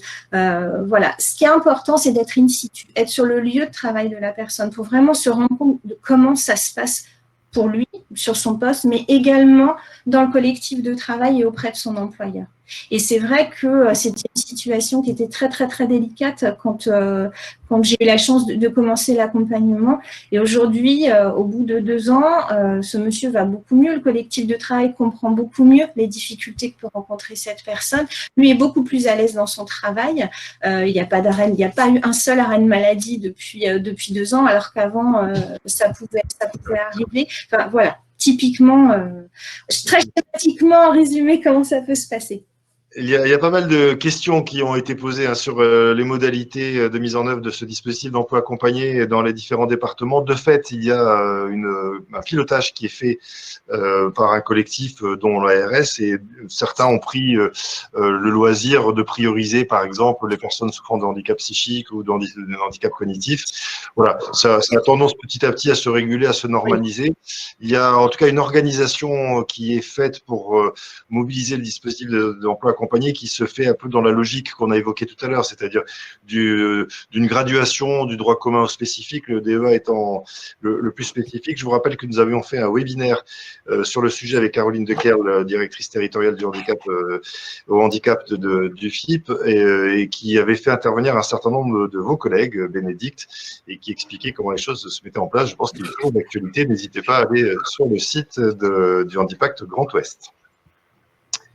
Est-ce que tu voulais ajouter quelque chose, peut-être, Tiffaine? Non, pas spécialement, si ce n'est qu'on avait en effet une question de Cécile Haas dans l'onglet questions qui nous demandait des exemples, mais je pense que Bénédicte a répondu largement. Merci beaucoup. Il y avait une autre question pour vous, Bénédicte. Est-ce que c'est payant? En fait, c'est payant, oui, dans le sens où le prestataire, il est bien payé il doit vivre, oui. Mais oui, c'est payé par l'ARS directement via prescription. Absolument. Voilà. Absolument, c'est ça. Alors, ce que je vous disais, il peut y avoir le financement FIP en attendant que la notification soit délivrée, mais sinon, voilà, c'est un financement ARS sous forme d'appel d'offres. Hein. Il y a eu un premier appel d'offres en 2017, puis donc certains départements ont été labellisés, et puis en 2019, il y a eu un deuxième appel d'offres, et aujourd'hui, tous les départements de France, et je crois, mais je peux me tromper en dom-tom, quasi la totalité, ont un service de dispositif d'emploi accompagné. Parfait. Merci beaucoup, Bénédicte. Je vois l'heure. Merci à tous. Sans doute un peu avancé, mais peut-être que d'autres questions tout à l'heure nécessiteront que vous reveniez sur scène. Je laisse Tiffaine prendre le relais. Oui, absolument. Alors, pour compléter ce que disait Jérôme, en effet, on a conscience qu'un webinaire sur le maintien dans l'emploi d'1h30, ça peut être un petit peu frustrant parce qu'on passe assez rapidement sur un certain nombre de dispositifs. Donc, on vous renvoie vers certains supports qui avaient été réalisés. Je vous mets le lien, notamment dans le chat, des ressources vidéo où vous retrouverez un webinaire dédié à l'emploi accompagné, donc pour un peu mieux comprendre comment est-ce qu'on sollicite, quelles sont les spécificités par région, même si ça a peut-être évolué, hein, parce que ce webinaire, on l'avait organisé en septembre dernier. Vous trouverez également une session qui date de juin dernier sur la PPR, dont on a parlé tout à l'heure, la période de préparation au reclassement. Donc voilà, je vous invite aussi à aller creuser à travers les différents liens qu'on vous a mentionnés sur le chat. En tout cas, merci beaucoup, Bénédicte. Merci à vous. très enrichissant. Et donc, on va Pendant que tu passes à la question suivante, c'est vrai que vous rencontrez souvent des problèmes de connexion. À vrai dire, nous, c'est pas le cas, mais moi, je suis sur un réseau dans lequel j'ai le câble, donc ça va à toute vitesse. Je crois franchement que c'est lié à l'installation que vous avez et à votre bande passante. Donc, quand vous avez ces difficultés, le meilleur moyen, quelqu'un me dit qu'il ne m'entend pas, il ne me voit pas, donc il ne m'entendra peut-être pas à ce moment-là, mais le meilleur moyen, c'est quand même d'actualiser votre page. Donc, vous allez disparaître un tout petit moment, mais vous allez reprendre. Donc, vous voyez qu'il y a une adresse URL et c'est cette adresse URL qu'il va falloir réactualiser, soit par l'espèce de petite flèche qui tourne, soit éventuellement directement en sélectionnant en fait cette adresse et en appuyant dessus. Voilà. On est très déçus pour Carole Gallet, qui l'est au moins autant que nous, visiblement du lien qu'on peut avoir avec elle, notamment par texto, parce que visiblement ça manque. On a pas Carole. Connecter. Voilà, donc vous verrez tout sur la prestation d'appui spécifique et puis peut-être qu'un jour, quand le confinement sera terminé, on ira faire un film pour expliquer comment fonctionne une passe psychique. Voilà, on va vous proposer pour conclure un petit peu ce webinaire un petit schéma qui résume un peu les différents acteurs qu'on a pu faire intervenir. Voilà, je change juste de slide. Jérôme, en quoi on voit des axes, des indications, en quoi ce graphique apporte quelque chose de supplémentaire sur ce qu'on a dit ce matin? Alors, finalement, il reprend globalement la structuration qu'on a essayé de donner. Nous, notre idée, c'était qu'il y a bien des étapes et qu'il faut être en vigilance sur chacune de ces étapes et en capacité aussi de mobiliser en interne, etc. Mais il y a en fait en ordonnée du droit commun au spécifique, c'est un peu l'idée, c'est-à-dire que vouloir immédiatement avoir le prestataire d'appui spécifique quand le diagnostic n'a pas été encore reposé, c'est pas utile. Pensez au dispositif d'emploi accompagné. Peut-être qu'il faut le mettre dans le coin de la tête, mais si à un moment donné, on n'a pas des éléments plus tangibles qui nous laissent supposer que ce dispositif va être utile, eh bien, c'est peut-être pas le moment de le mobiliser. Voilà. Donc, pourquoi il nous semble intéressant de penser finalement la capacité à mobiliser les différents acteurs dans ce double axe qui est du droit commun spécifique et évidemment dans les différentes étapes entre guillemets chronologique depuis la détection jusqu'au suivi. Vous avez vu qu'il y a en fait 4 éléments qui sont, enfin 4 clignotants ou 4 outils qui sont extrêmement importants et qui se superposent dans la flèche en gris en bas. C'est-à-dire qu'il y a un déclencheur initial qui est bien sûr l'arrêt de travail. Il y a ensuite un deuxième élément qui est très intéressant à mettre en œuvre, c'est la pré-reprise avec le médecin du travail ou le médecin de prévention, qui du coup donne déjà une idée de ce qui risque d'être une inaptitude ou pas. Il y a ensuite une visite de reprise, qui est celle, une fois qu'on a été en arrêt de travail pendant 15 jours, on a nécessairement besoin de repasser par une visite médicale de reprise et qui doit se faire dans les 8 jours après intégration. Et donc, dans cette visite de reprise, évidemment, on va être statué si on est sur un risque très important que la personne puisse reprendre son travail avec une inaptitude potentielle ou partielle ou totale et au contraire, le fait que malgré les soucis de santé, la personne peut reprendre. Et puis, bien sûr, tout le travail de maintien qu'on a évoqué jusqu'à présent. Voilà pour l'explication de ce schéma. Certains d'entre vous nous ont posé la question de savoir si vous auriez les supports. Bien sûr que oui. Nous les mettrons à disposition sur la plateforme, mais peut-être que Thibaut nous en dira un peu plus sur la manière de fonctionner. Oui, absolument. On espère que chacun a pu poser les questions qu'il souhaitait. C'est vrai qu'on était très nombreux et nous sommes toujours très nombreux, quasiment 250 tout au long de ce webinaire. Donc, on vous remercie chaleureusement de votre présence. C'est vrai qu'il y a eu beaucoup de questions, beaucoup d'interactions. Merci à tous ceux qui ont contribué dans l'onglet chat à apporter des réponses. Je vois qu'il y a eu des liens qui se sont faits aussi entre vous, donc ça, c'est super. Emeline vous a transmis un petit questionnaire d'évaluation qui nous permet de se réajuster pour les prochaines fois, de savoir ce qui a été et les suggestions et éventuellement même de thématiques. En cette période de confinement, on travaille avec le FIP pour continuer à proposer des formats d'animation qui répondent à vos besoins. Donc voilà, n'hésitez pas également. On continuera à travailler en ce sens-là dans les prochaines semaines. Et on l'a également mentionné tout au long de ce webinaire, vous avez beaucoup de ressources à votre disposition et on vous transmettra le support, mais je vous mets en illustration quelques liens qui peuvent être utiles. notamment le guide des ressources et bonnes pratiques du maintien en emploi que nous avions réalisé avec la mission Handipact en 2016, qui date un petit peu, mais dont les bonnes pratiques restent toujours d'actualité. Donc, on vous invitera à aller le consulter selon les problématiques qui sont rencontrées. On voit des liens qui peuvent se faire avec des pistes de solutions. Également, le catalogue des acteurs locaux par région, Bretagne, Centre, Nouvelle-Aquitaine, Pays de la Loire, où vous avez en fait les coordonnées, les différents caps emploi, centres de gestion, emploi accompagné, CFA, enfin voilà, tout ce que vous pouvez avoir besoin de solliciter dans le cadre de votre mission. Donc, on vous invite également à consulter ces outils. Évidemment, le site du FIPHFP et les différentes vidéos, webinaires, interventions, dont la dernière en date était sur les troubles cognitifs, où vous étiez également très nombreux à être présents la semaine dernière. Donc, on vous remercie pour votre assiduité et on espère que ça vous a plu. En tout cas, on a pris beaucoup de plaisir à animer cette intervention aujourd'hui.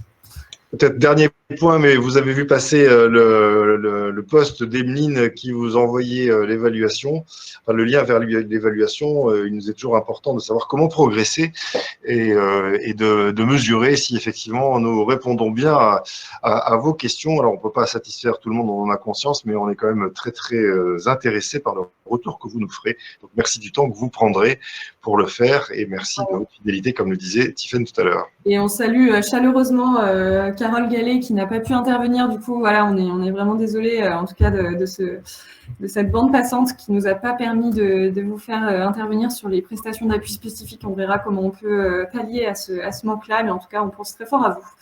Voilà, merci à tous. Très bon appétit et surtout prenez soin de vous en cette période de confinement et cette période délicate que nous vivons collectivement. On vous souhaite beaucoup de courage et puis à très bientôt pour d'autres interventions. Au revoir. Au revoir.